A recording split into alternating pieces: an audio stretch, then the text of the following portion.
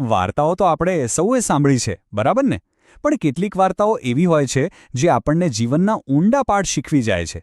આજે આપણે એવી જ કેટલીક આદર્શ વાર્તાઓ પર નજર કરીશું અને તેમાંથી કંઈક શીખવાનો પ્રયત્ન કરીશું. તો આપણી આજની સફરમાં આપણે શું શું જોવાના છીએ? સૌથી પહેલાં આપણે એ અવગુણોને સમજીશું જે આપણને પાછળ પાડે છે. પછી આપણે સદ્ગુણોની શું તાકાત છે એ જોઈશું. એ પછી સાચું જ્ઞાન કોને કહેવાય એની શોધ કરીશું અને છેલ્લે આ બધી વાતોનો સાર શું છે એ જાણીશું. તો ચાલો શરૂઆત કરીએ એવી વાર્તાઓથી જે આપણને ચેતવે છે, જે આપણને માણસની નબળાઈઓ અને તેના કેવા ગંભીર પરિણામો આવી શકે છે એના વિશે સાવધ કરે છે. હવે સવાલ એ છે કે લોભ એટલે કે લાલચ આપણને ક્યાં સુધી લઈ જઈ શકે છે? આનો જવાબ એક શિયાળની બહુ જ રસપ્રદ વાર્તામાં છુપાયેલો છે. એક એવું શિયાળ જેને નસીબથી ઘણું બધું મળ્યું, પણ એ પોતાના જ લોભમાં બધું ગુમાવી બેઠું. જરા કલ્પના કરો, એક શિયાળને જંગલમાં એક સાથે એટલો બધો ખોરાક મળી જાય જે મહિનાઓ સુધી ચાલે. શિકારી, હાથી, સસલું, સાપ બધું જ તૈયાર. એના માટે તો આ કોઈ ખજાનાથી ઓછું નહોતું. પણ થયું એવું કે આટલું બધું ખાવાનું સામે હોવા છતાં એનો લોભ જાગ્યો. એની નજર શિકારીના ધનુષ્ય પર લાગેલી સૂકી પંચ પર પડી અને એને થયું, વાહ, શરૂઆત તો આનાથી જ કરવી જોઈએ. અને બસ જેવી એણે એ પડછને કાપી, ખેંચાયેલું ધનુષ્ય છટક્યું અને સીધું એના ગળામાં વાગ્યું. શિયાળ ત્યાં જ ઢળી પડ્યું. કહેવાનો મતલબ એ છે કે એક નાનકડી વસ્તુના લોભે એની પાસેથી બધું જ છીનવી લીધું, ભોજન પણ અને જીવન પણ. અને જુઓ, આ વાત ખાલી લોભની નથી. અહંકાર હોય, અભિમાન હોય કે પછી કપટ, આ બધી વાર્તાઓ એક જ દિશામાં ઇશારો કરે છે. જેવી વૃત્તિ એવું જ પરિણામ. તો અવગુણોની આ નકારાત્મક દુનિયામાંથી બહાર આવીને ચાલો હવે કંઈક સકારાત્મક જોઈએ. ચાલો વાત કરીએ સદ્ગુણોની અદ્ભુત શક્તિ વિશે. આના માટે નેપોલિયનની વાર્તા એકદમ પરફેક્ટ છે.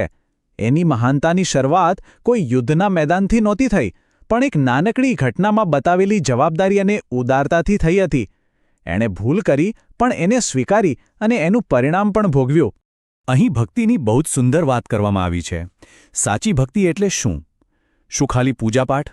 ના, સાચી ભક્તિ એટલે નિસ્વાર્થ સેવા, બીજાના જીવનમાં અજવાળું પાથરવું. જેમ પેલો અંધ વ્યક્તિ અંધારામાં બીજાને રસ્તો બતાવવા ફાનસ લઈને ઊભો હતો. અને એટલે જ કહેવાયું છે કે હજારો ભક્તો કરતાં પણ પેલો અંધ વ્યક્તિ સ્વર્ગનો વધુ હકદાર હતો, કારણ કે એની સેવામાં કોઈ સ્વાર્થ નહોતો. એ તો બસ બીજાની મદદ કરી રહ્યો હતો. આ સિદ્ધાંતને સમજવા માટે 5 રોટલીની વાર્તા એકદમ સચોટ છે. જો દરેક જણ પોતાના સ્વાર્થનું વિચારત તો બધા ભૂખ્યા રહેત.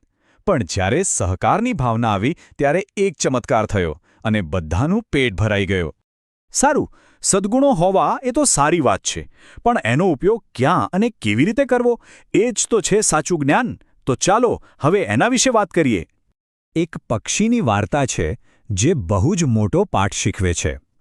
જ્યાં સુધી પિતા બચ્ચાઓને ઊંચકીને ઉડતા હતા ત્યાં સુધી બચ્ચાઓને પોતાની પાંખોની કિંમત નહોતી સમજાઈ.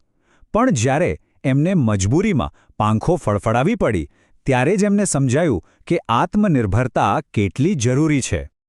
આ વાત આપણને એક બહુ મોટી ભૂલ કરતા રોકે છે, અને એ છે આંધળું અનુકરણ. જ્ઞાન એ નથી કે બીજા જે કરે એ આપણે પણ કરીએ. જ્ઞાન એ છે કે આપણે પોતાની બુદ્ધિ વાપરીને સમજીએ કે આપણા માટે શું સાચું છે અને શું ખોટું. તો હવે એક મજેદાર સવાલ. માની લો કે તમારી પાસે સાધનો ઓછા છે, તો તમે શું કરશો? આ જ સવાલ સમ્રાટ અકબરે પોતાના દરબારમાં પૂછ્યો હતો. અને બિરબલે જે જવાબ આપ્યો એ ખરેખર અદ્ભુત હતો. એમણે કહ્યું, ચાદર નાની છે તો એને ખેંચવાનો પ્રયત્ન ન કરો. એના બદલે પોતાના પગ વાળી લો. મતલબ કે સંસાધનો વધારવાને બદલે આપણી જરૂરિયાતોને મર્યાદિત કરવી એ જ સાચું જ્ઞાન છે. તો આપણે અવગુણ, સદ્ગુણ અને જ્ઞાન વિશે વાત કરી, પણ આ બધાનો નિચોડ શું છે? આ બધી વાર્તાઓ આપણને છેલ્લે શું શીખવવા માંગે છે? 4 પુત્રોની વાર્તા આનો સરસ જવાબ આપે છે. સંપત્તિ, શક્તિ કે બુદ્ધિ કરતાં પણ વધારે મહત્વનું છે વિનમ્ર અને સંસ્કારી હોવું.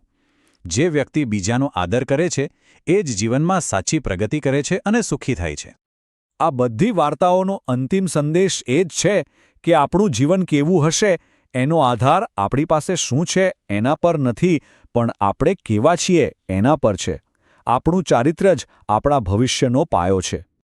આપણે આજે જે પણ જ્ઞાન મેળવ્યું તે યુગ ઋષિ પંડિત શ્રીરામ શર્મા આચાર્યજીના પુસ્તક આદર્શ કહાનિયા પર આધારિત છે.